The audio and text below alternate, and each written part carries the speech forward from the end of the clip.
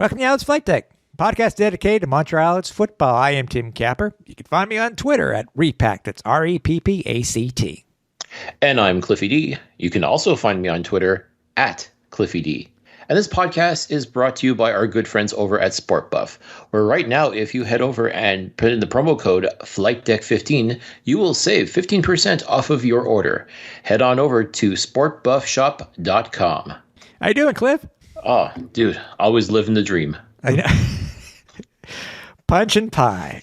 Punch and pie. If you know, you know. If you know, you know. Hashtag punch and pie. We want to first say thanks to the guys at SportBuff, Chris and Gary.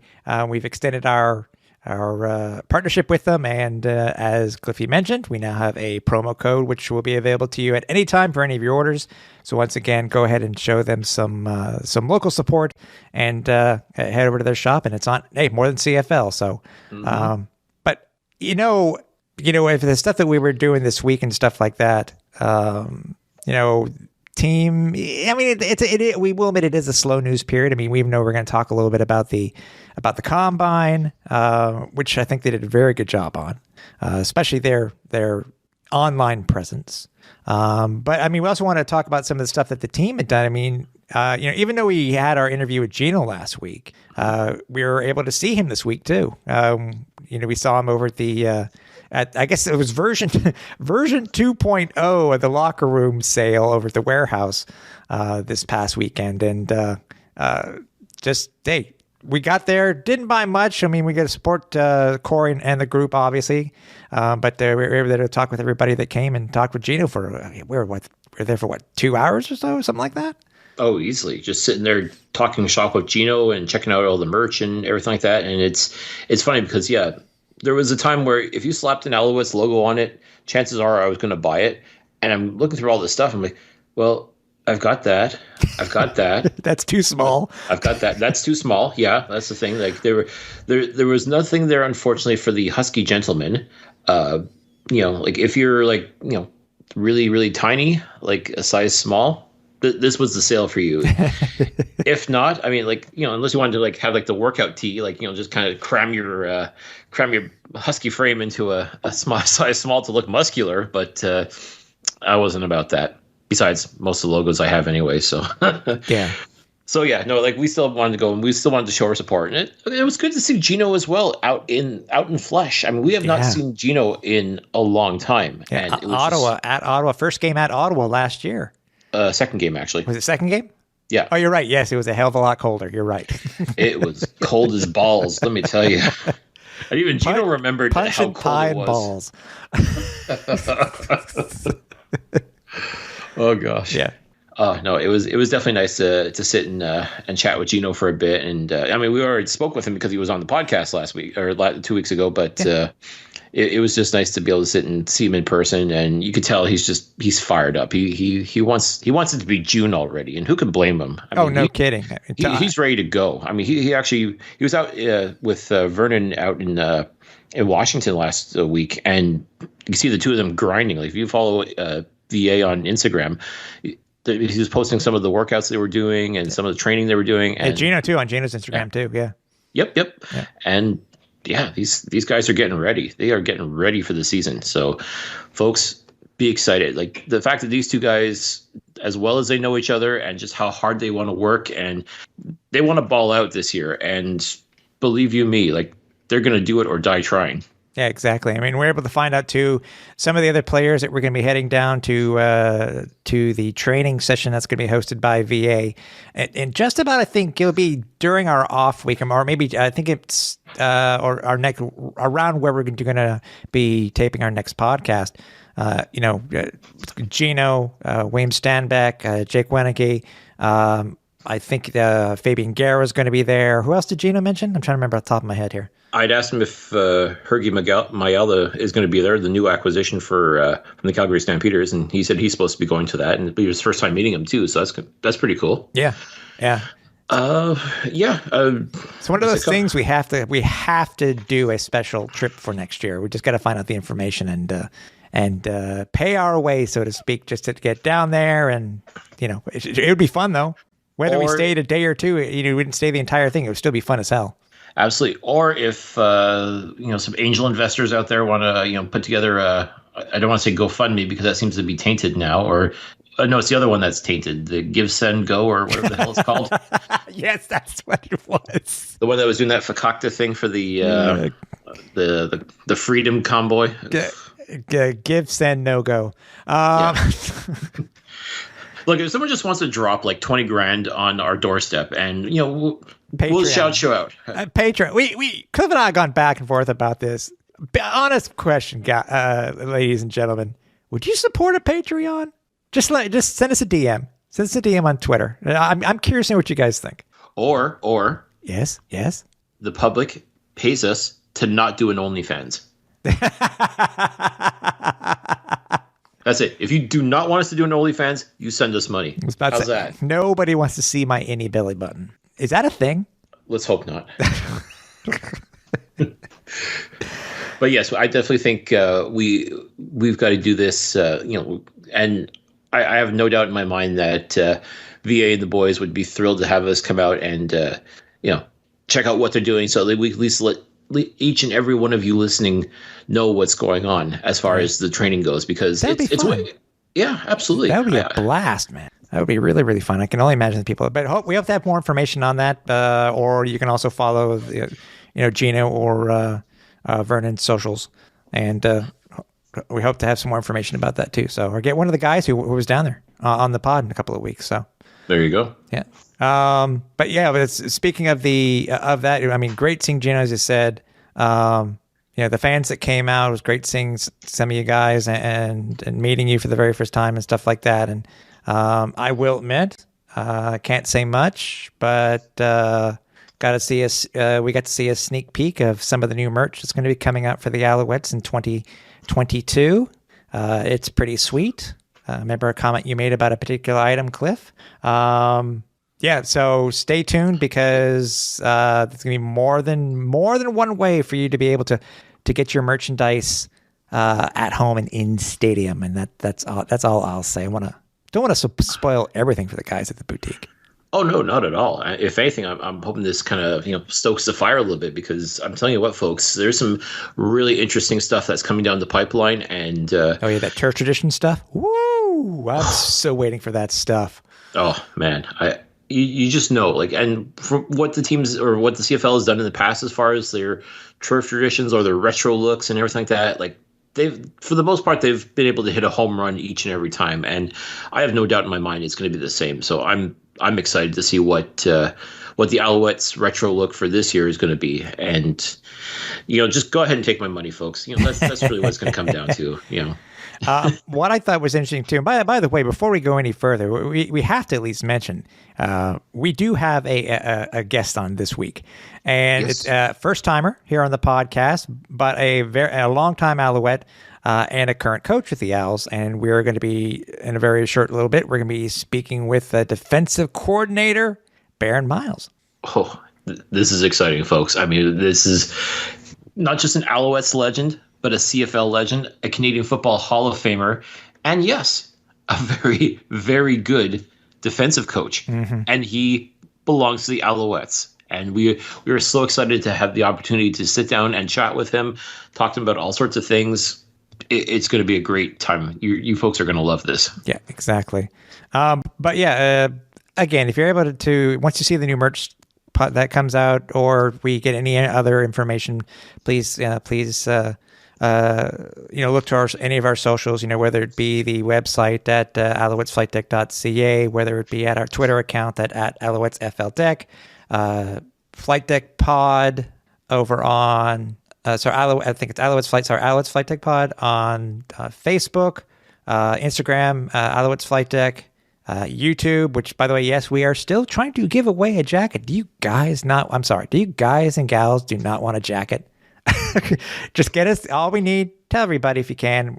Get us to 100 followers, and we'll be giving away a brand new, with tags, Delta satin throwback jacket. So exactly, 100 subscriber folks. Is that really so hard? Is that really too much to ask? Just more than 30. It's all we need, guys. It's all we need. There you go. Tell a friend. Tell a coworker. Tell whomever. Tell them to subscribe to the Alouettes Flight Deck on YouTube. Yeah. Please. And thank you. Yep. Please and thank you. Bunch of pie. Yeah. But also some other news that came out, it was yesterday, and I was going to say, oh, yeah, we can talk about it today, but I kind of forgot what day of the week it was. But, it was broken by Alouettes beat writer Herb Zurkowski that there's going to be a press conference on Thursday. We're taping this on a Wednesday. That the Alouettes are going to be hosting this year's training camp at a place in Quebec for the very first time, and they're going to be heading up the Three Rivers. Or Trois-Rivières, as it's more typically known here. Yes, yeah, exactly. Well, let me ask, do you call it Two Mountains or Deux Montagnes? Deux Montagnes. Oh, really? Okay, never mind. I call it Two Mountains. Yeah. But, so it's a brand new location. I think it's very funny that it's one of the places that I think it's time-wise, it might be longer to get there, but I think it's on average on all these places that the Owls have gone outside of Montreal all these years, whether it was Saint-Jean, whether it was out to Lennoxville or Sherbrooke/Lennoxville, Saint-Jean. I think I said Saint-Jean already, but Victoriaville was another one. Because I've been doing some research here, Cliff, on where since we've been talking about training camp and just trying to find out where the Owls in their history have been. So what are your thoughts about them heading out to Trois-Rivières? I mean, they're going to be housed, I think, over at Cégep Trois-Rivières, if I'm not mistaken. I was actually looking into, because they have a baseball team in the Frontier League, the Eagles. Yep. But they're not in town, which kind of sucks. I would have loved to have seen a game there. But anyways, what are your thoughts on them on exposing the Alouettes training camp experience to another part of Quebec? Well, I think this kind of speaks to what Alouettes president Mario Cecchini had talked about with us in the season finale last year about wanting to expand the Alouettes' reach beyond Montreal, like trying to make this Quebec's football team. And what better way to do that than to actually kind of get out of your comfort zone a little bit, get out of the 514 and really get the word out as far as the Alouettes and let people see this team in action up close and personal. Yeah. And the Alouettes this is not the first time they've ventured out of Montreal to do this, as you stated. And I can't help but wonder if it's just another way to help promote this team and help really reinforce the idea that, yes, this is the Montreal Alouettes, but this is definitely Quebec's football team. And what better way to do so than to get out and be a part of Quebec itself? And to me, I think it's interesting. I mean, I was kind of looking forward to having camp closer to home, so to speak, like at Percival Molson or even at the Big O. But, I'm down for a road trip. I'm always down to, hit the road. And if that's what it's going to take to see these guys in action. Yep. I'm definitely willing to make that trip. Yep, and the officials aren't official yet, but the league has set some dates. The May 11th will be when rookie camp starts, and then on I think it's the 14th. It's either the 14th. I got to check my calendar. It's either the 14th or 15th of May where training camp officially starts. So, I mean, yeah, I agree with you. I wish it. I guess we're kind of spoiled being in Montreal over the past couple of years. But, every time I've had to go out of the city, whether it's been to Sherbrooke, Lennoxville or wherever, it was still a good time. I wasn't able to go and watch practice at lunch when they were over at Percival Molson, but it is what it is. But we're going to still support this team as much as we can. So no, that's it. And I sincerely hope that they really do try to make it as open as possible so that fans can come any day of the week that they're able to, and just really get the word out as far as making it clear that this is your chance to see these guys in action up close and personal, and get back to where things were before COVID, like where you get to go and you get to meet the players and get to meet the coaches and get to talk to everybody and just really get that fire stoked, if you will, as far as football comes up for this year. Yeah, and with the history research that I've been doing on their locations that they've been hosting training camp at, it's funny that most of the time I saw when they were at a location that was outside of Montreal, they felt that they were there to play football. take all the distractions away. Yes, I understand you want to be in your own, your own home or your condo or your apartment. This is just, it's team building.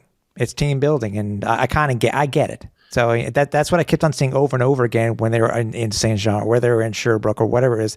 It was about getting ready to be a team going forward. It's just for a month, and then they'll come back home and start the season. So.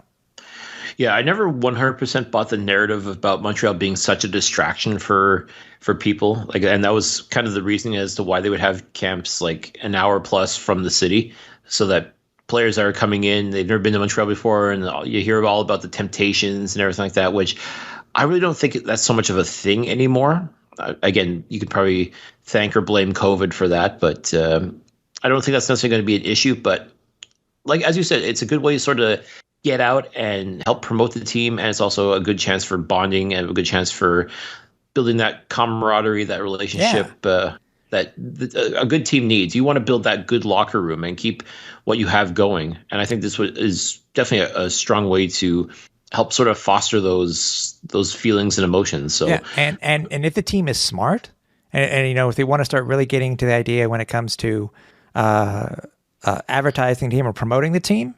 The team better, in my opinion, I think they need to make sure that they contact the Trois-Rivières Eagles when they're in town, because they are going to be in camp when they come back, when the Eagles play at home for the very first time. You need to make sure that you make a big deal about the Alouettes. Make sure you get them. Hey, get them out there to throw the first pitch. Something, please. Mario, please think about this type of thing. You're talking about trying to get them out into the community. What better way to promote this team than with a local team like the Eagles? Exactly. Have an Alouettes day or night or whatever you want to call it, and help promote the team. Help promote, and it goes both ways. They'll help promote the Eagles, and the Eagles will help promote the Alouettes, and help again just foster that idea that, hey, this is one of Quebec's baseball teams, and this is Quebec's true football team. So yeah, exactly. Yeah, I hate to tell you, as soon as we're done taping, I'm making the suggestion on social, tagging Mario. You got to speak it into existence. Yeah, we got to get this done. Get this done. So yeah, I'd like to point out we're not charging this idea. The first one's free, but after that, you got to holler at your boys, and we'll talk. So actually, I better tag Gary too. There you go. Let's he'd be down for that. Yeah. Tag Mr. Stern. That's the thing. So. But yeah, let us know what you guys think about it. I mean, are you going to go out there if you whenever you can, just support them, whether it be on the official opening day if the team does it this year, or another weekend. You could be like Cliff, where I think, wow, how many years ago was it, Cliff? Mind you, I think you were on vacay at the time, but you spent the entire week at camp when they were in 1 year in Sherbrooke. That's right. So and it's awesome. It was fun just to be able to go every single day and watch football. I mean, for someone like me, that lives and breathes football, it's like a dream come true, practically. Mm-hmm. Yeah, I think even the most hardcore fan would be kind of hard pressed to try and replicate something like that. But listen, if the team's willing to give you that opportunity to be able to go and check out this team 7 days a week, so to speak, why wouldn't you? Yeah. But I mean, I think even if you just go one day to see what these guys are doing, see what goes down, see what's coming into place, see what's being prepared for this upcoming season. I think you owe it to yourself, folks, to go and check out a training camp session if you're able to. So by all means, hopefully we get all the details starting tomorrow. We'll start getting a little bit more of an idea of what to expect for training camp. And check our socials. We'll be putting it out there for sure. 100%. Yep. Hey, as we mentioned before, we got an interview. Yes. What an interview it was. This is the gentleman who mentioned to us specifically before we started the podcast, if you remember, Cliff, that he's not one to really give interviews. And if he does, we had this whole talk about how, when it came, how he usually dealt with it, which you'll see in the interview, how he dealt with media and stuff like that and giving interviews. But for him to give us his time, we really appreciate it. We hope you guys enjoy it. So let's get to the interview with Barron Miles. And when we get back, got a couple more subjects before we finish up the show. Very special interview with us this week. Gentleman has won multiple Grey Cups. He's won a Grey Cup for Montreal. He's won a Grey Cup against Montreal. He is in the Canadian Football Hall of Fame. Can you guys guess him yet? No? Well, how about this? We're going to be talking with a man who's going to be looking after our guys on the defensive side of the ball this year, Coach Barron Miles. Okay, Barron, thanks for joining us this week. Oh, glad to be here. I appreciate it. Thank you, guys. For just to bring everybody up to speed about, as I said, you started your CFL career with Montreal as a player. I think what many people ask, I guess, when it comes to any player who played football, and especially those who came to the CFL, obviously we know you're drafted by the Pittsburgh Steelers, but when you were suggested to come to the CFL, who made the suggestion, and how much convincing did you need to have in order to play? It wasn't whether or not I was going to play football. Right. It was just where. It was just I had three offers from arena teams that wanted me to come play, and at the same time of those three offers, Jim Pop called out of the blue and offered me a contract. So I was like, wow, I went from being cut by Pittsburgh, sitting at home trying to figure out my life, whether or not I can get a job or am I going to continue to train. And three in-arena teams called and Jim Pop called. And so we weighed out the contracts, and I felt that going to Montreal would be the best avenue for me and my family. And I just took off. I said, I'm not holding back. Let's go. Plus, when I looked at the roster, I saw a lot of guys' birthdays in the 70s in the secondary. Mm-hmm. And the 60s, in the 60s. And it was 67, 68. And I was like, them some old guys back there. I got a good shot. So that was my little tidbit. But I was coming to Montreal. So, and at the time, too, this is the time where, for those who don't know, the Arena Football League was starting to gather in steam when it came to offering contracts. So the Owls offer must have been that impressive to you for you to say, you know what, I'm going to come and play with Montreal. And I'm sure Jim Pop, as you said, had a lot to do with it too. He did. I think yes, but my only goal was I wanted to play arena just to play receiver. I always wanted to play receiver. Oh, okay. So I was going to get the shot to play receiver. So the arena team that called me, the Rattlers, the Orlando team, and I think the New Jersey, I forgot the name of them. The Predators and the Red Dogs. The Red Dogs, New Jersey Red Dogs. All three called me, and my first question was, do I get to play receiver?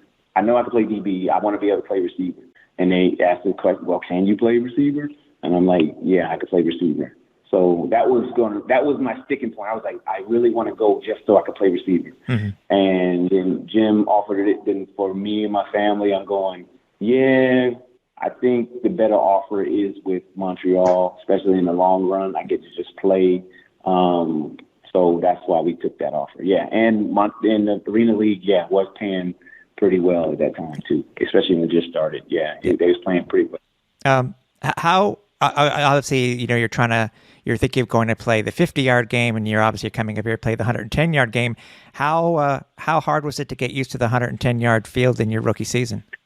It was hard. I think, especially with all the motion, especially because I play with vision. I played with a lot of vision, and so played with a lot of vision. I think when I see all the guys moving, I had to tone it down a little bit just because everybody was moving.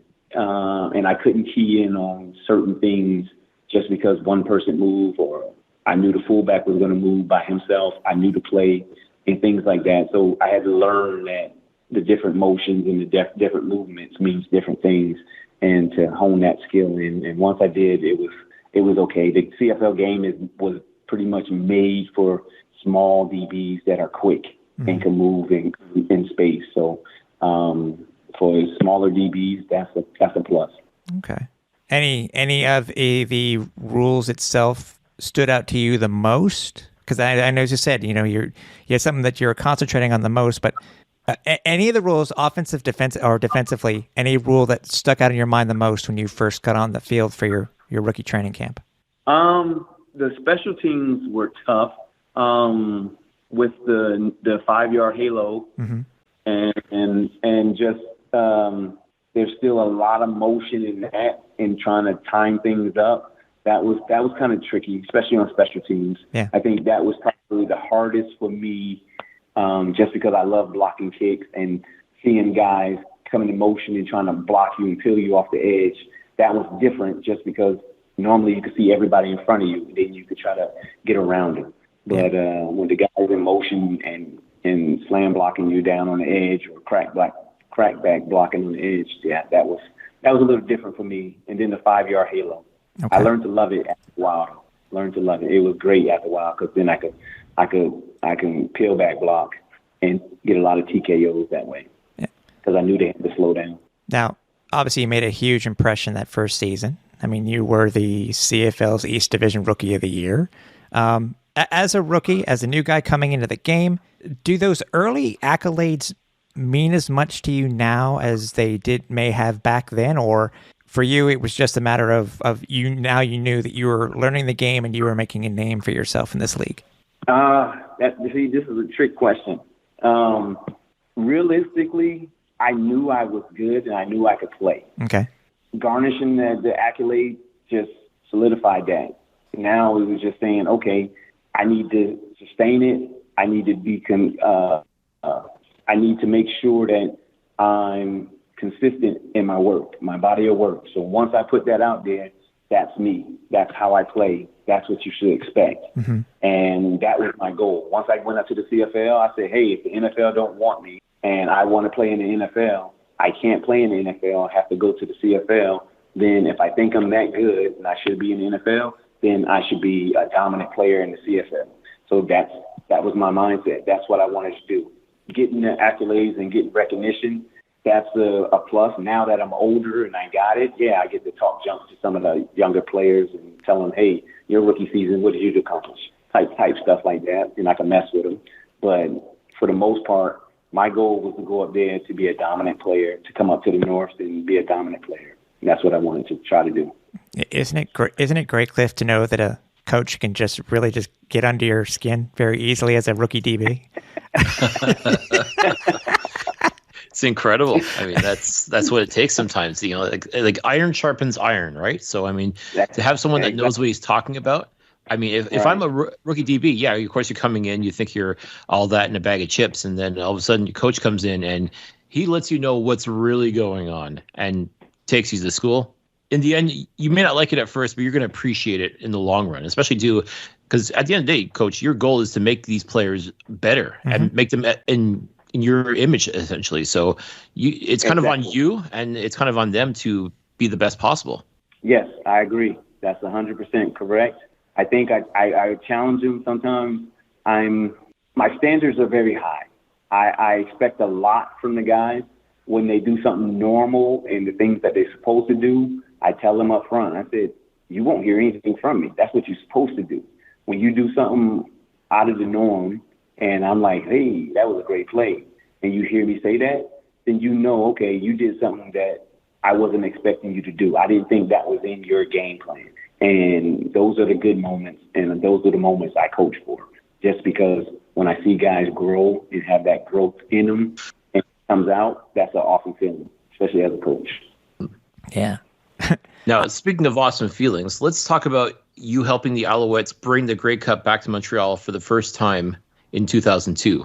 Talk to us about that football team, because I definitely think that team really carried itself. It had a bit of a swagger. It had so many talented players, great coaching by Don Matthews. What was it about the 2002 team that was so special? I think it was just the fact that we were just playing. We were just we was a bunch of athletes. We was a bunch of guys that loved the game of football, and we just wanted to win.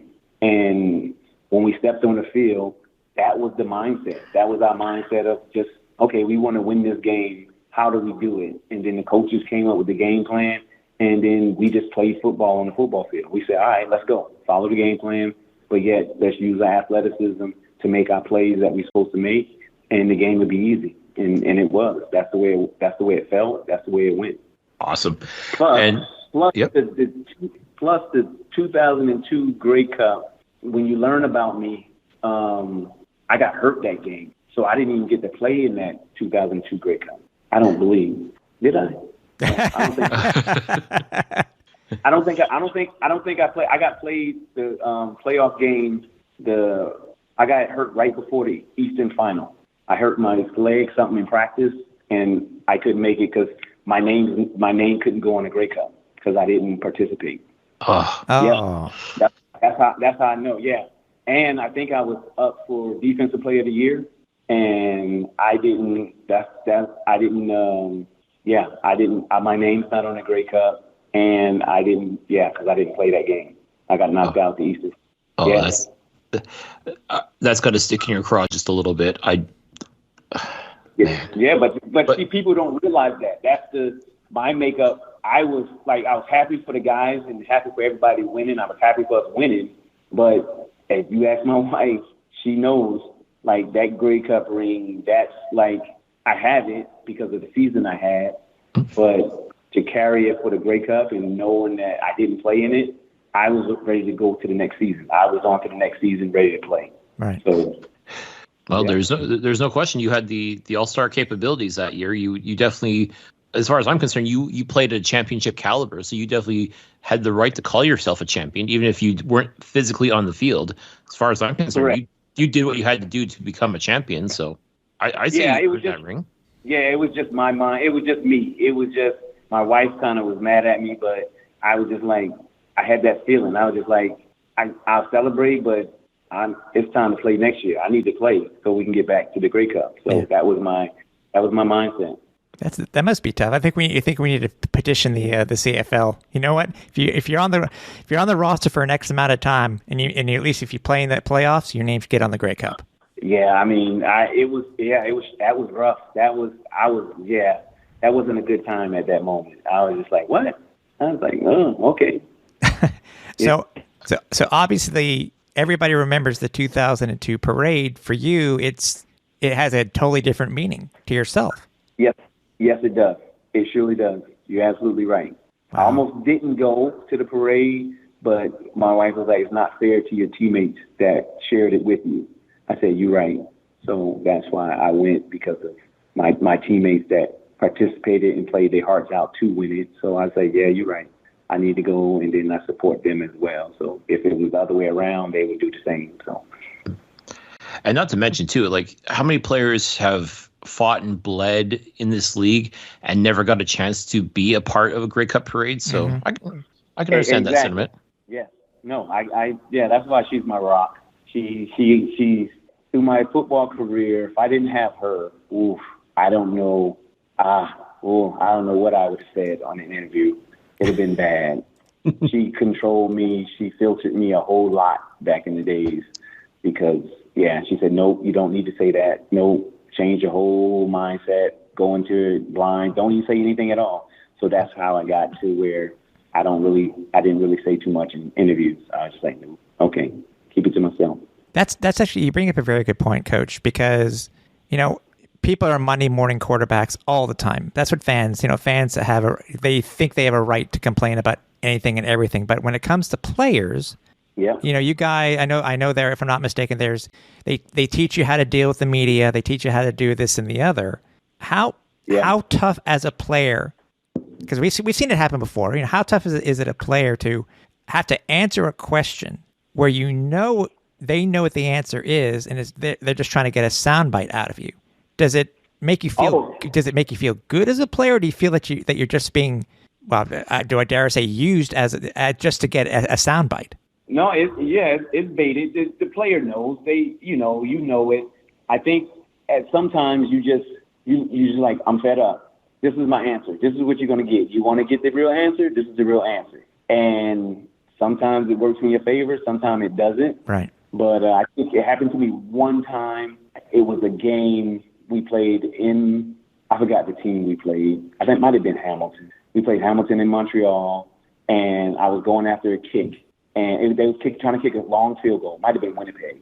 They was trying to kick a long field goal, and we went after it. And I jumped, and I think the other rusher from the other side, he came and hit the kicker.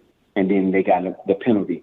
running into the kicker, and it was a 5-yard penalty that he ended up kicking and making the field goal, and they won the game. Right. So after the game, everybody lit into me, like the coaches, Matthews, like, did you hit him? I was like, and I was at that point where I was just fed up. I was just like, no, I didn't hit him. Why you keep coming up to me telling me I hit him? I didn't hit anybody. I've been blocking punts my whole career. Yeah. You think I'm just running to the kicker? Like, I'm finding a way not to run into the kicker. So then they swore up and down because somebody ran into the kicker, and I was the closest one to it. So everybody said that. And then all the newspapers the next day, they was asking me questions, and then I just laid into them about it. I was like, I don't really care. I don't care what the coaches think. I don't care what the players think. And after that, everybody wanted to have an interview with me. So I knew, okay, I said something crazy because it was just one of those moments. I was just tired of it. I was like, I played all season not running into the kicker. Yeah. All my careers of not really running into a kicker. And I just ran into kicker. I mean, all right. So then everybody looked at film, saw it. Oh, I wasn't even Barron. Yeah. Dang. So you gave him the Iverson practice before there was the Iverson practice. Exactly. Exactly. So I was just like, to me, I was just fed up. I don't normally say anything. I'm a nice guy. Sometimes that's good. Obviously, sometimes that's bad because people try to take advantage of you. Yeah. But I was just like, yeah, at some point the player is going to blow up and it's going to happen. Yeah. The reporters do try to goat you and bait you into that stuff, but if you don't say anything at all, they can't get an answer from you. Yeah. Now, I mean, you made a huge name for yourself, obviously, in Montreal. I mean, you were a CFL All-Star 3 times, 99, 2000, and 2002. Right. I mean, you became synonymous to being one of the best guys on the defensive side of the ball for many, many reasons. Right. When you look back at your time as an Alouette, besides obviously what occurred in your first season and what happened for the Grey Cup season, what do you remember the most about the city and your time playing with the Alouettes? Actually, everybody always asks me what city in Canada you love the most. Mm-hmm. And Montreal is the city. I mean, I actually did stuff in the city, went to Tremblant, went to Quebec City. I traveled around the province of Quebec, and it was a great feeling to do, especially with my family and Anthony and us. We always go up to Tremblant on our bye weeks, and we'll just rent a townhouse and we'll just cook out and fish. And we just ventured out and learned different spots in the province of Quebec that we would like to go and be visited. So it was nice just to get out and do that, and still I'm playing the game I love, mm-hmm. and they're paying me for it, and I get to do this. That was outside of the football and everything like that. So it was just us and our family, well, my family. He tagged along with him and his future wife, and they helped my kids along, and they was Uncle Anthony and Lexi, and so it was a good feeling. But at the same time, playing the game in Montreal, the fans at McGill Stadium next to you, breathing down your neck, loud voices. I mean, it was a great feeling, especially when you walk around the city and they actually know a defensive player. They're like, that's Barron. And they actually knew me. I was like, all right, I must be doing something right. So mm-hmm. It was a great feeling. So it was kind of nice. Now, talk to us about the friendship that you have with Anthony Calvillo, who is also not only a teammate on the field, but now you guys are teammates again in the coaching ranks. Talk to us about the relationship that you guys have had, what started it, and what's kept it going all these years. I think what started it was early morning bus rides to work because we stayed on Ile de Serres, Nuns Island, and he stayed in apartments across from me, and we walk to the bus stop, catch the bus to the Olympic Stadium, or if it's the off season, we'll catch it downtown to go work out at Sportif on Peel Street. So that started it, and we just went to work. And I think, like I tell most people, I tell my son, I said, all good athletes hang out with each other because they like what they're around, and they like the aura that's out there when they hang around each other, because you know how to win. You're preparing to win every step of the way, And that's what you feel. That's what you feel when you're around those type of people. And so whenever we're around each other, we challenge each other, whether it's on the field or off the field, every single time. And that was a great feeling. And our friendship just grew from there, especially him being around my family and my kids and watching them grow up. And then even now, as we're a lot older, he's a lot older than I am, but he's a lot older now. At the same time, he has his own family now, so it's in reverse. So just to go watch him go through that and watch me go through that in my late nights, or we have trouble in our family, he has trouble in his family, just for us to have that support whenever and even if we don't talk together for a couple of weeks or months, if something happens and he needs me there or he needs my wife or vice versa, then drop whatever they're doing and come help. So that's a true friendship. That's what we built. That's what we have. And it started up with work ethic and knowing that, hey, I can count on that guy every single time, on the field or off the field. So that's a great feeling. And that's alone why those Montreal teams were that good, just because guys had that same mentality. They wanted to be around it. We hear quite a bit from many of the players that we have interviewed, coaches, that yes, you have your regular family, but being on a team or being in any team on in any league, especially football, but it's a different type of family, isn't it? Because you're all part of the CFL family, but yet it's a very unique family. It's not like something you may have with a brother or a sister. This family of yours can be wrong in so many ways. It can be right in so many ways, but it's your family no matter what, right? That is right. We call it. My wife calls it football family. Okay. So that's my football family, and the only people that understands that are people that are involved in football. Mm-hmm. They understand what that means. Like I can have no immediate family, no blood relatives or anything like that around, but I have my football family, and that's home. That feels good because everybody's going through similar things, whether it's the dads are away at practice or we getting together for game night or something like that. It's just understanding the football family. And yeah, it's a great feeling, but once it goes away, that's tough, especially when we ended up moving away and back to the States. That was tough for my wife because she was so used to that, like football family.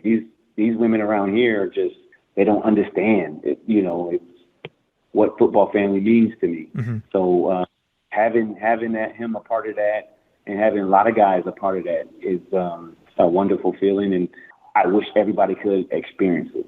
Yeah. All right, we've covered your career so far as an outstanding football player, good enough to get into the Canadian Football Hall of Fame.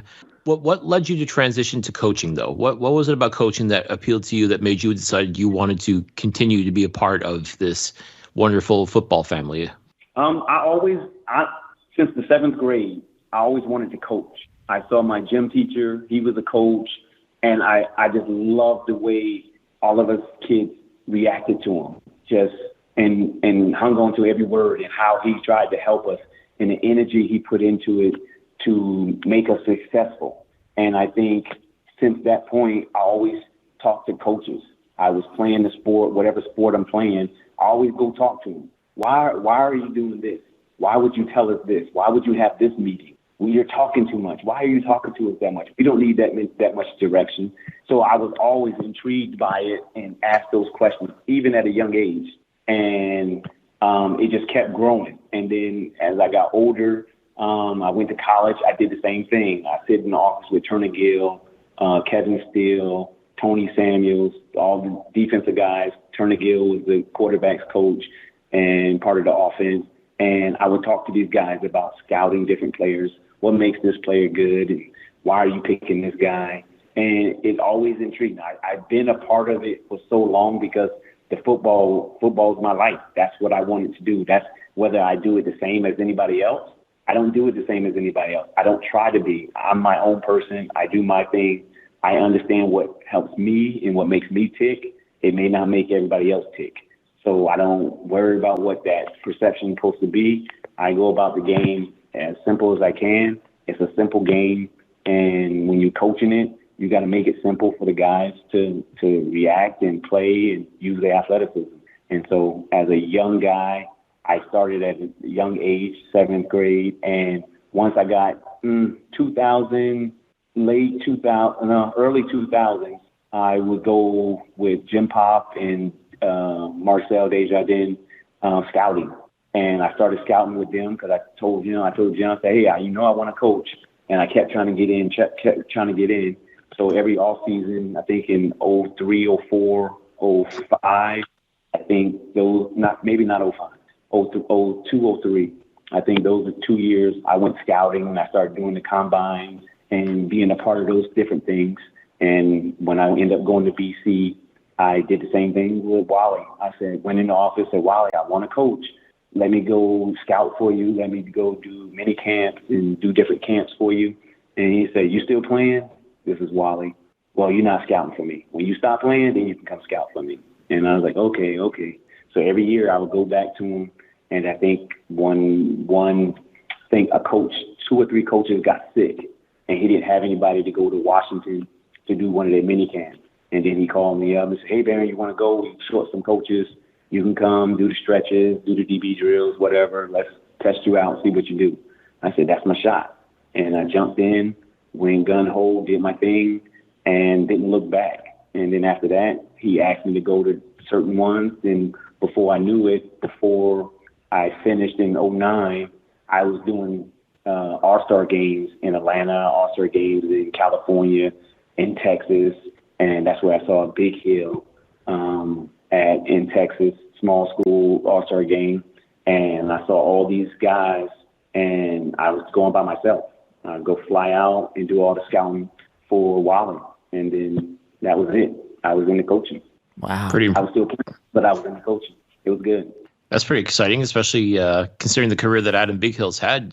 For you to unearth that talent, that's pretty impressive.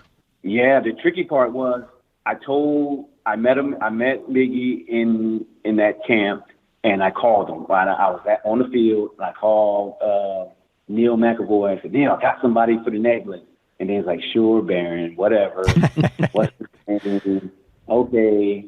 And then he looked him up, and he was like, I don't know, Barron. We'll think about it. Don't worry about it. Don't worry about this. Write him down.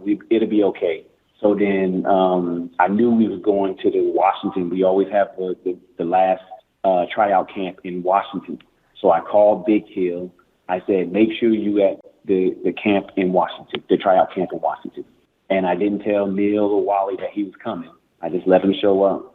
And he showed up, and then they start going through drills, and all of a sudden I see Wally talking to him. I said, yes, got it. And then the rest was history after that. That's it cool. Was over. Wally took him under his wing, and I had nothing to do with it. So that was good. It was a good trip. That's amazing. That's so cool to hear. So, Bomber fans, I think you owe our man here a very big thank you. Yeah, I think so. No, it works out. It's crazy how that stuff happens, but yeah. That's really cool. I didn't just start coaching.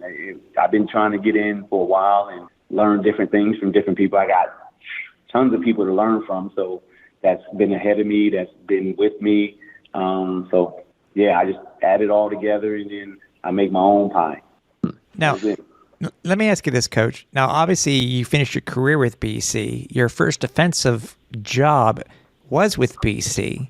Correct. Do you think if Wally didn't know your ethic and how they knew how you did your stuff, and obviously, Adam Big Hill in the CFL and stuff like that, do you think that you would have succeeded with going to another team, or it's because of your work ethic, not only as a player, but as they saw as a coach, is why they wanted you on the squad? I think it was, I was a coach, and it was a combination of all of the above. Mm-hmm. I think even if I wouldn't have coached there, it would have been, I would have went somewhere to coach in DBs or something of that nature. Right. Just because I played the position and I was pretty successful at the position, kind of, for a long period of time, 12 years in the CFL playing. So that's a lot of years. Yeah, I was a player, but yet I was in a lot of defensive meetings and heard a lot of different things and different ways to do different things. So it was a good avenue. I think I was thinking about playing another year. So it was kind of like, hey, all right, you're 38, about to be 39. Barron, that's kind of old. We got a young guy behind you. We have this job. We would love you to scout in the off season still, and then you're a coach during the regular season. You coach safeties, coach secondary. It's a great avenue for you, great transition. And I'm like, okay, if I am only going to play one more year, yeah, I'm not really into playing anyway. I know I'm going to try to give all my heart into this, but if I'm thinking about coaching, am I really ready to play another year and give it my all and train like I'm supposed to prepare for the season? So then that made the decision like, okay, I could take this offer and then I can hang my cleats up and feel good about it, and then that'll be the end of it. So you kind of answered my question too on why. You see, as you said, you weren't sure if you were going to play in 2010, and what made you change your mind.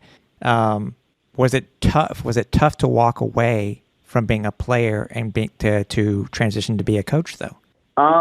No, because I've always felt that way.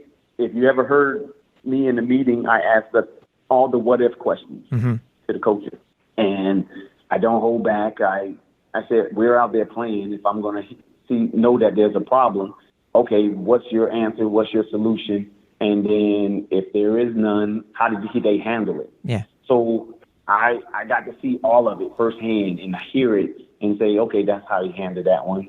I like that part of it. I didn't like the way he handled this one. And I took it all. I take that stuff all in and add it to my own repertoire and say, okay, I know how to handle different situations. So that's what I pride myself in to try to do. But at the same time, to becoming from a player to a coach, the hardest thing I had to learn was patience. I had to learn that, okay, you got to be more patient because they're not going to be able to see it the same way you're seeing it. Right. And the way you're looking at it, you got to be patient with them and then find that comfort zone to lead them into what you want them to see. So that was probably the biggest thing for me and my expectation. My expectation is you're supposed to make that play. And he's like, he wasn't ready to make the play.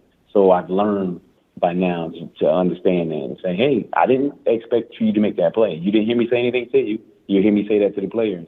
You didn't hear me say anything, did you? No, coach. I said, all right, that's not your fault. I'm not expecting you to make that. And then we're going to grow to make that play pretty soon. So it has its stages. Wow. That's because we see all these different coaches, and we see some, a play is made and it looks like a player is getting reamed out by a coach for whatever particular reason or this or that.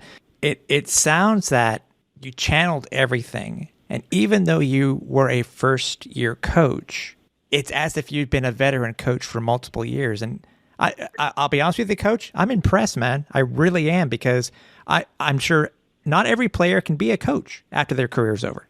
You're absolutely right. I ask myself that sometimes. I'd be like, what in the world is going on?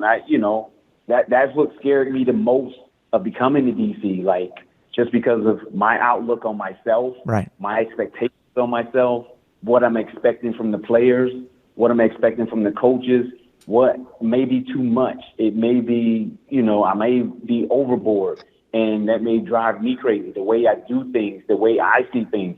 I see simplicity. I see football in a totally different way. Mm-hmm. Football is easy to me. I can do football in my sleep. I can talk about it. I love it. If I talk to you, you hear me speak up, and I'll start talking faster and faster about plays, and you'll have no clue, because sometimes the guy's a coach, you got to slow down. I did not understand that. I didn't get it. And then it's just my excitement. I get excited. I'm like, yes, this is going to be great. This will be a great play. This will be things to do. All right, this is how we're going to do it. And then we get it done. And sometimes it's easy, sometimes it's not, because everybody's not they're not at the same stage. Some are a little behind, some are ahead, some gets it. Some get it like, okay, I got it, coach. Okay. And then you get on the field, then it's like, I thought I had it. I didn't really have it. So that's why we go through film, we go through board, we talk about it, and then we go on the field and we walk it. So we go through all four of the stages. So I know one of those ways they learn better by. Mm-hmm. So I figure out which player is going to learn from different ways. I say, okay, I know how he's going to understand it. So I don't ask him a question in the meeting. I may ask the other guys because they get it. Then I take him on the field and I say he gets it better when I show him and we walk through it. And then I ask him all the questions because I know, okay, that's his time of learning and he got it. He sees it better that way. So I find different ways to help different players, and I help them try to make plays. And that's what I try to do. That's cool. Cliff? All right. Now, as far as the progression or evolution of your coaching career goes, after spending years with different teams as just a defensive backs coach, Montreal finally gives you the opportunity to become a full-fledged defensive coordinator. What was it about to go from just coaching DBs to now being in charge of everything? What steps did it take for you to come to grips with that and to accept the idea that, I can do this. I could run an entire defense now? I think I always believed I could run it. I mean, quiet as kept. I want to be a GM. I want to be a head coach to be in that aspect of it. Every person I talk to, every scenario I'm in, I try to learn from, whether it's good or bad. I try to learn from and go that route about it.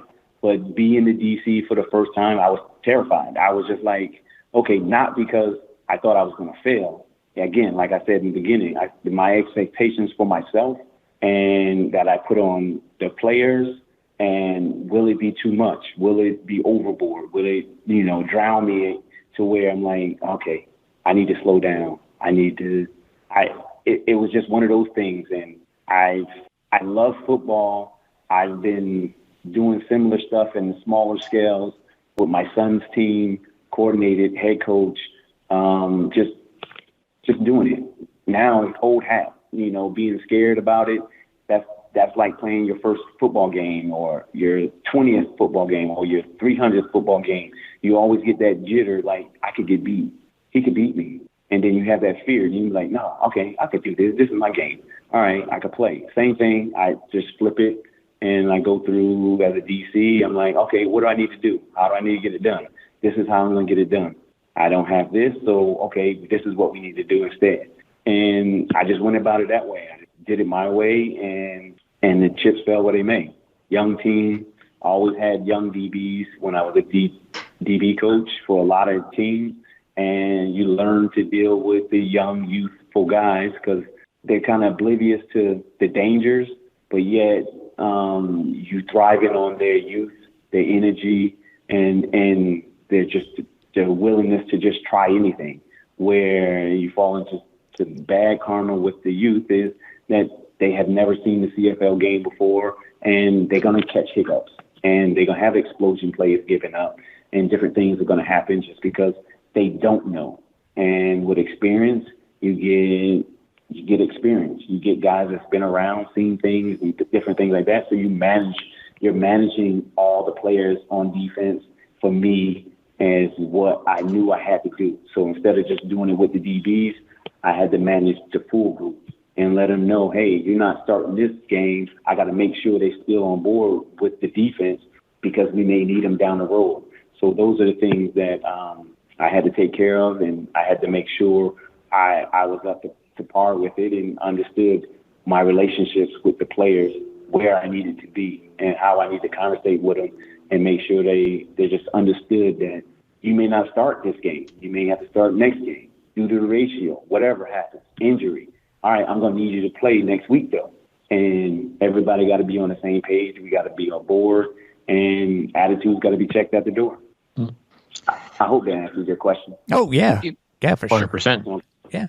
Hey, well, by the way, sorry, I want to ask you one quick thing, Coach, before we continue here. I'm looking at 2020, the lost season. Yep. You were the you were DB coach, but you were also the passing game coordinator? Defensive pass game. Oh, defensive pass. Okay. It wasn't making wasn't saying what it was here, so okay. No, defensive pass game coordinator. Okay. Yeah. I was like, hey, he talked about wanting to be a wide receiver so many years ago. Why not? But do you know, fun fact, my first catch, it was in the preseason game. Don Matthews let me play receiver. And Anthony threw me the ball, and I caught a go ball. We was playing Ottawa. Where we were playing at? We was playing somewhere east. Was it east? I think we went east. and we played. It was a preseason game we played, and It had to have been Halifax or Quebec City. It might have been. It might have been Quebec City. I don't know. But anyway, Coach said, "All right, Barron, let's go. Get in the game. What route you want to run?" I'm running the go route. And Anthony, first thing he said, he got in the huddle. He left the huddle. He said, "It better not get picked." And I was like, he's not going to catch the ball. That's what I do. He's not going to catch the ball. I'm going to get it or nobody's going to. So, and he just threw it. And he underthrew me, but he threw it.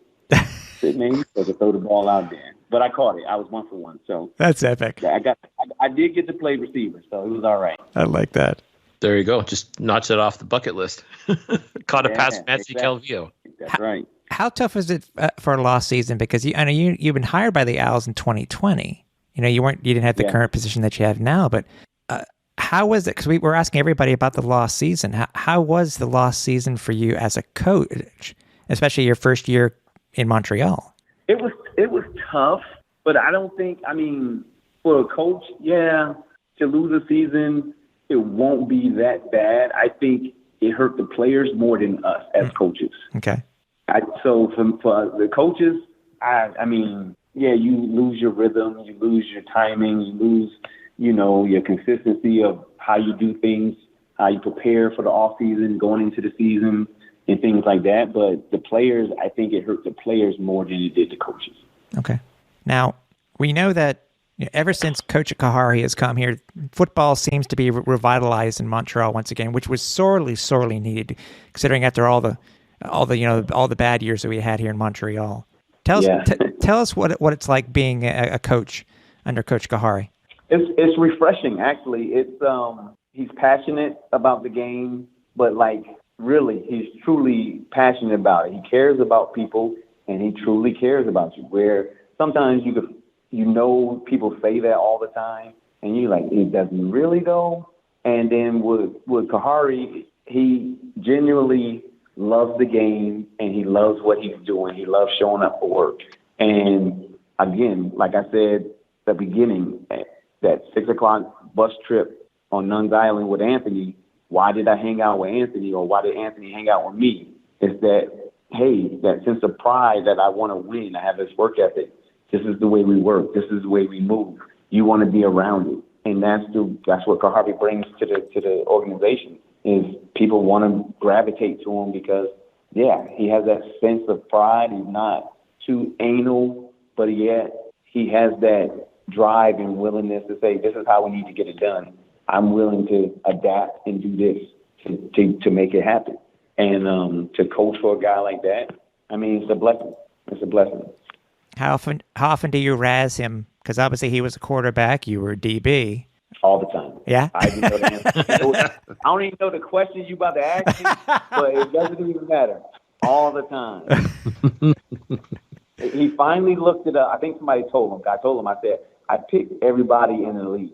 I said, I picked you, Kahari. He's like, no, you never had an interception on me. I was like, I'm telling you, I have an interception against you.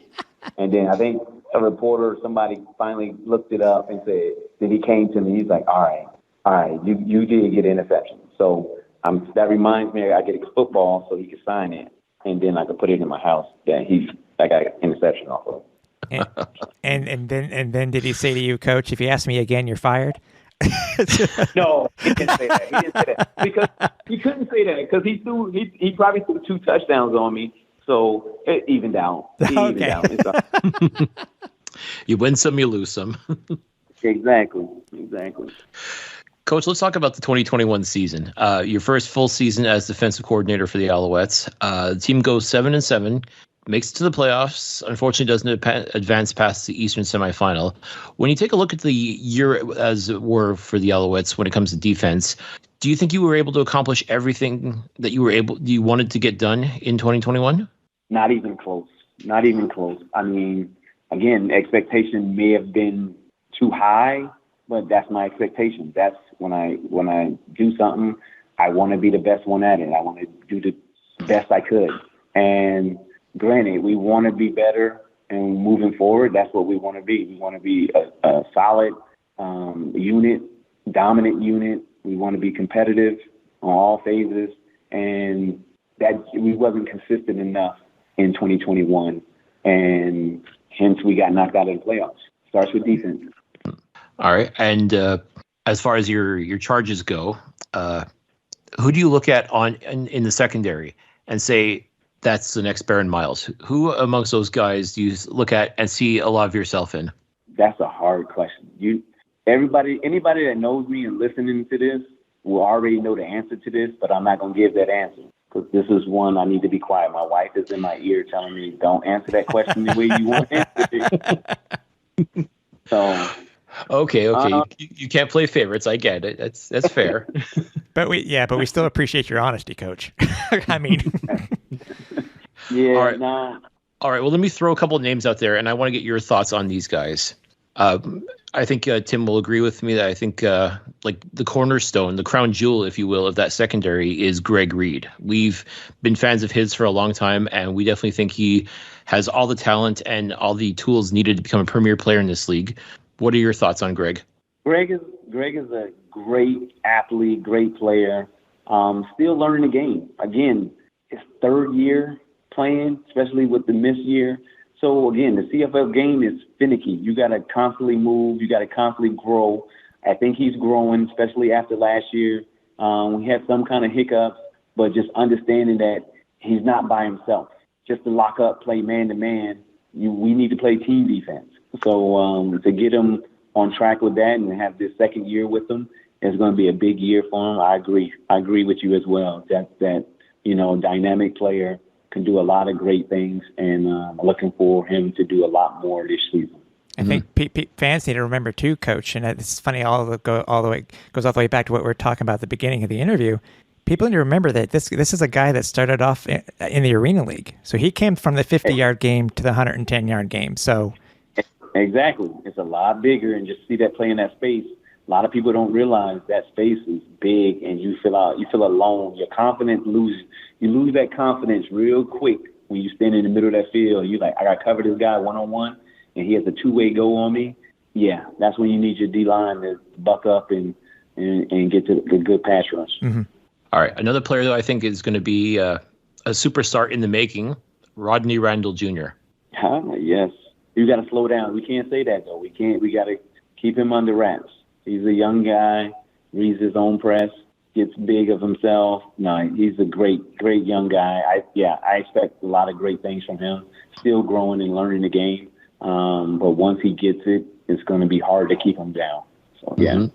And what are your thoughts on Mike Jones, who the Alouettes acquired in free agency about a month and a half ago?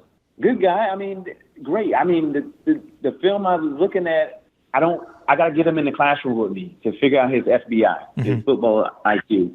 And I got to get him in the classroom, see what he's working with. And he was with Richie Hall, so that says it all for me. I mean, being with Richie Hall. But at the same time, I gotta get in his ear, see what he's thinking, how he thinks on the football field, what he thinks about certain positions and things like that. But I think it'll be a big step up for us. So a lot of different we got to do in training camp. Yeah. Oh, yeah, for sure. Yeah, which will be totally different this year because you'll have a chance with preseason games again. And I think a lot of people forget how important these preseason games actually are without having them last year. So tell me about it. Now, another thing too, your relationship with Danny Machocha. When it comes to these free agent acquisitions and players that get drafted and signed and everything like that, do you have any input into it at all, or is it just a matter of Danny's like, okay, I bought you some toys, play nice with them? Yeah, that's how it's been this year. Pretty much is he's buying me some toys, and I got to see what they work, how they work, and then we go from there. But we just gonna keep moving. Whatever, like I told him in the beginning, whatever you get me on the field, that's what I got to make work, and then we go from there. So that's the way it's been. I guess that's part of the challenge. That's part of the expectation level that you have for yourself is, let me see what I can do with this kid. Let me see if I can turn this, this lump of coal into a diamond, so to speak. Right. Or sparkle up the diamond, shine the diamond up. Mm-hmm. See if it's going to make it sparkle. Now, one question I wanted to ask you, Coach, is that obviously with you becoming a DC, you need to have your own playbook. How hard or how easy was that for you to create? And going into 2022, how many of your different schemes are you going to be potentially modifying without obviously giving anything away to anybody else or the 8 other teams that may be listening to this conversation? It's that is tough though. I mean, it's very tough, but at the same time, it is refreshing because I can pull from so many different places. Yeah. And right now it's just good because now it's just I set up a base. I set a base up for us in training camp. We learn that base, and then everything's built off that. So we go from there. Yeah.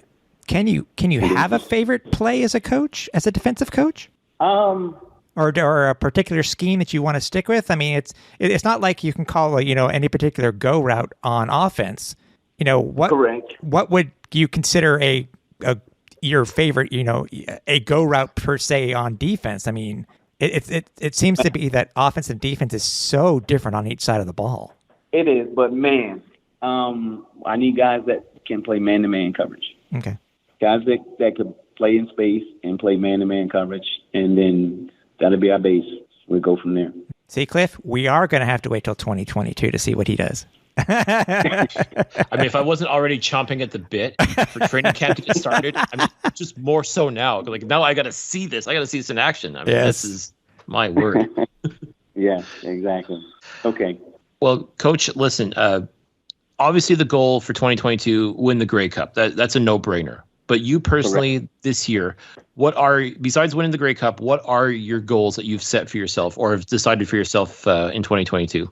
It's not. I haven't sat down yet to even think about that. Really, I think when I get into training camp, I see these young men and see what's in the room. Then they'd be more like, "Hey, okay, this is realistic. This is what we should be striving for. This is where we need to be at this particular time." So I may take it in stages, and then we keep moving from there. I think we right now returning that started some seasons for us is Greg Reed and Najee Murray. And then we throw Mike Jones in there, who I haven't been a part of, those things. And then you got the D-line is probably the most seasoned and veteran guys we have in the defense.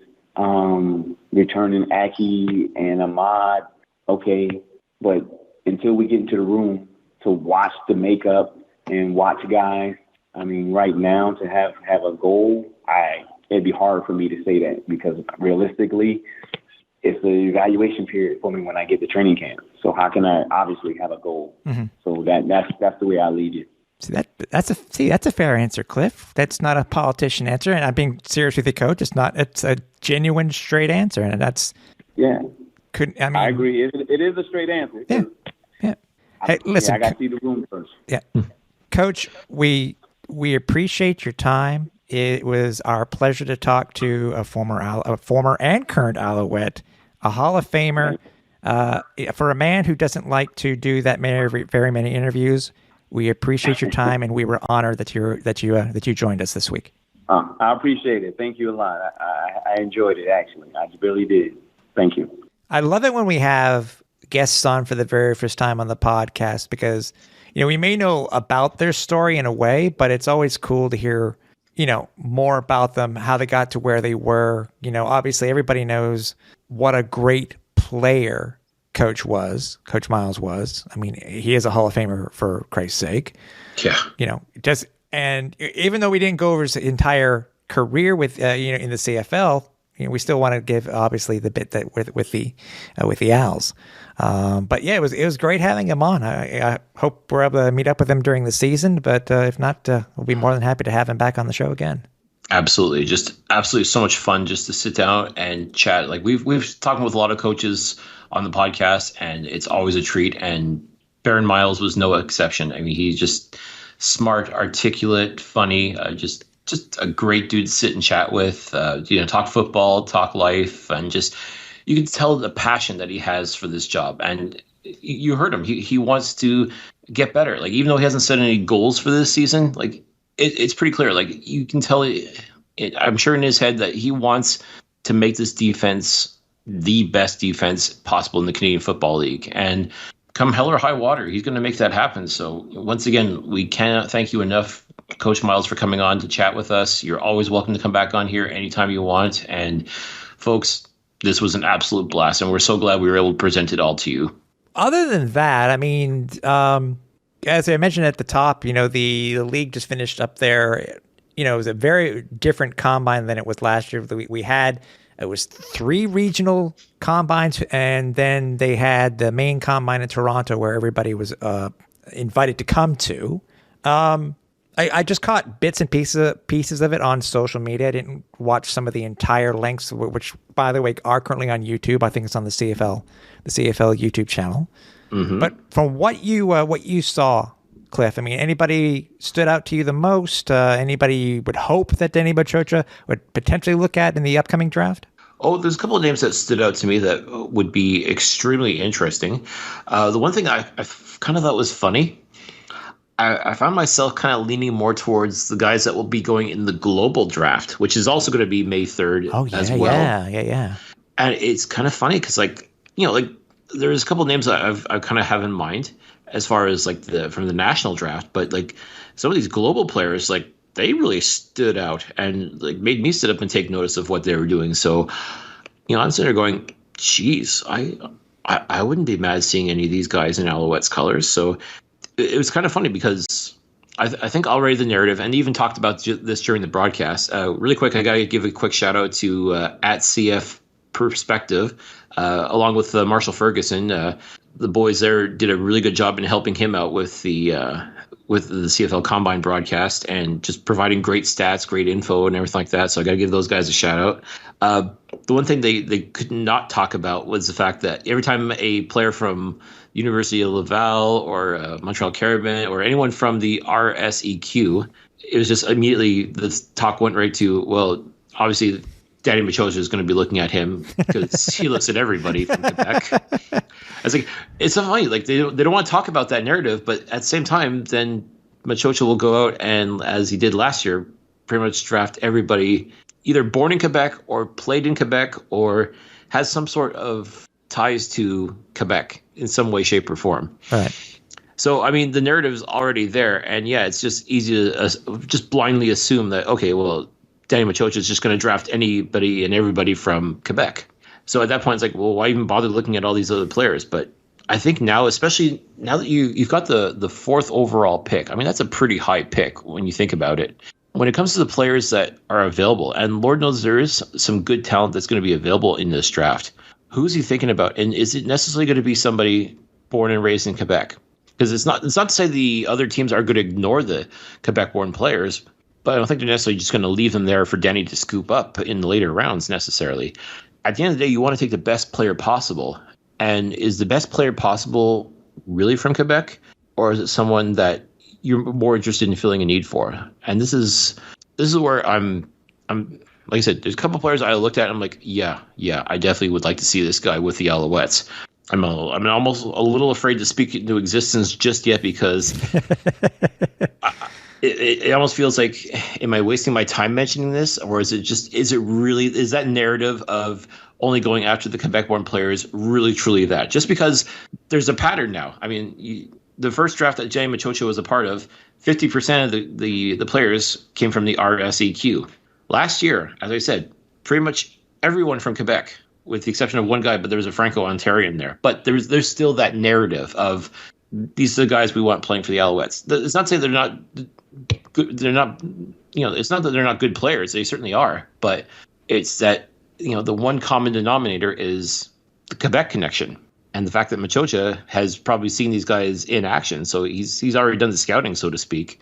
And I can't help but wonder if it's just because of the last 2 years being as wacky as what they were with COVID and everything like that, or it's just a matter of who he truly feels are the best possible players. This year, Machocha was in Toronto for the Combine. He did see these guys up close. His scouting staff was there as well. They got to see them as well. They got to talk to the players. They did a ton of interviews. Now they've got to have a much better sense of where they want to go. And are they willing now to step out of that comfort zone, so to speak, and go after a player that is not necessarily French-Canadian or played in the RSEQ or any of that narrative that's kind of hanging overhead?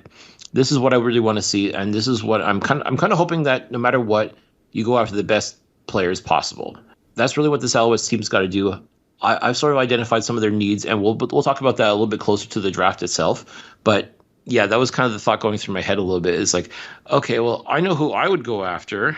I don't know if necessarily the team is thinking the same way, and if it's just because of the whole Quebec thing, I don't know. I mean, it's you think you got a read on it, and it's like the old saying: just when you think you have all the answers, they go and they change the questions. Right. Yeah.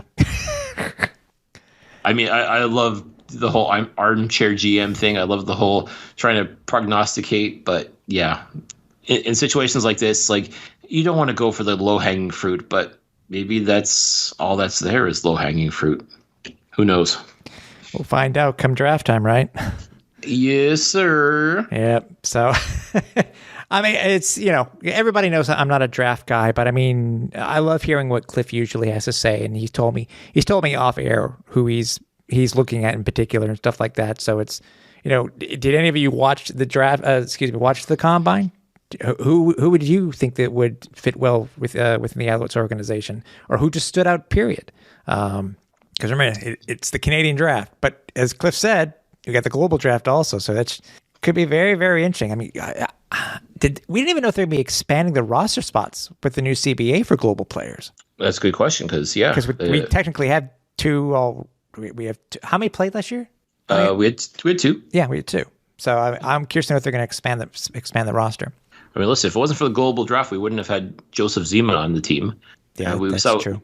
We saw what his punting was able to do for the Alouettes, and it's only going to get better. So, I mean, yeah. As I said, like I really came away impressed with what these young global players were putting out there. Mm-hmm. Like I didn't think there was like any sort of tokenism or anything like that. Like just like these are some guys that can ball out, and I don't think would look out of place at all on a CFL roster. So it's gonna to me like this. That's the thing I'm finding a little bit more intriguing right now than the actual national draft itself is this global draft. And again, there's it's kind of the elephant in the room that there are global players who did play in Laval, and that first thought of okay, well, yes. We'll see. We'll see, as you said. But I'm curious to know if they're going to give them they're going to give the global draft the same hype and proper coverage like they do for the Canadian draft, or if it's just going to be an online thing. I'm curious about that too, and hopefully we'll get some answers for that in the next couple of weeks. But at this point, like, fingers crossed. I would hope they give it at least some attention as opposed to just like a draft tracker that auto refreshes or something like that. Like, I mean, especially too, like if you went to the trouble of doing a little bit of promotion and a little bit of hype during the combine this past weekend for a lot of these global players, mm-hmm. and now all of a sudden you're just going to kind of give them the bums rush. I just don't see that happening. But like, I don't expect to see a whole big production either. But I mean, I guess there's got to be something in the middle. Well, let's hope there's a method to their madness for having it on the same day. Yes. I think that we can be positive, and hopefully they thought about this, and who the hell, maybe they haven't. Who the hell knows? Oh, fingers crossed. So, yeah. One thing we want to at least talk about just real quickly is that for those of you who may not know, that the Randy's road trip tour, whatever you want to call it, Dog and Pony Show. Yeah, is returning to Montreal this coming Monday, so April 4th. If you were an Alouette season ticket holder, which had a chance or sent an email, hey, try to get tickets. They may still be available. We've already heard from people who are coming from out of country to see this thing. Mm-hmm. So Cliff and I will be there. I don't know if we'll be live tweeting it. Some of the questions. I know, Cliff, you're a lot quicker at that on the, not worrying about fat fingers on either of us, but you know what I mean. Get out some of the questions that he's asked and stuff like that, and get your bingo cards ready to see if he has answered all the normal 5 or 6 questions that he's normally asked.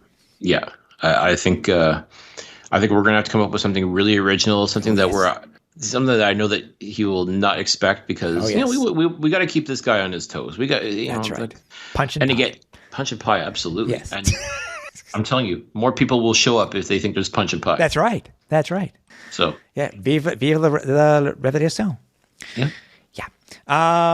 Yeah. So send us a message on social media if you are going to be coming. You won't be able to miss us. I don't know what Cliff's going to be wearing, but you already got props, by the way. I'm going to give a shout out real quick before we leave. A shout out to the guys over at the Turf District. That picture that we took of Gino, they noticed your Alouettes Flightdeck all over logo shirt. How do you not notice They it? loved it. Yeah. They loved it. I'm telling you what, and folks, if you want to get a shirt like that of your own, you absolutely can. We do sell merchandise, so make sure you check out the link on our any of our social feeds. You'll be able to find the link for our spring store. Make sure you check out the merch. I mean, as I said, by all means, show the love to the SportBuff, show the love to the Alouettes Boutique. But we got some new stuff coming out hopefully very soon too. Exactly. So make sure you check that out. We'll drop the link as always. Make sure you like I said, it's great merchandise. And listen, I love being able to go out. It's a conversation starter as far as I'm concerned. That all over T-shirt. Absolutely love wearing it. It gets people talking, gets people excited, about the podcast and that. So, folks, if you want to get a shirt like that of your own, follow us. We will lead you the way. That's right. So, hey, again, any other questions, comments, concerns? You know where to reach us on social media. But as always, we're very proud to be here and talk to you guys about Alouettes football leading up to the kickoff of the 2022 season. So, Cliff, I will see you Monday. Looking forward to it. Get out the popcorn. Or the punch and pie. Or both. So for everybody here at the Alouettes Flight Deck, for Cliffy D, I'm Tim Capper. We're on Final Approach.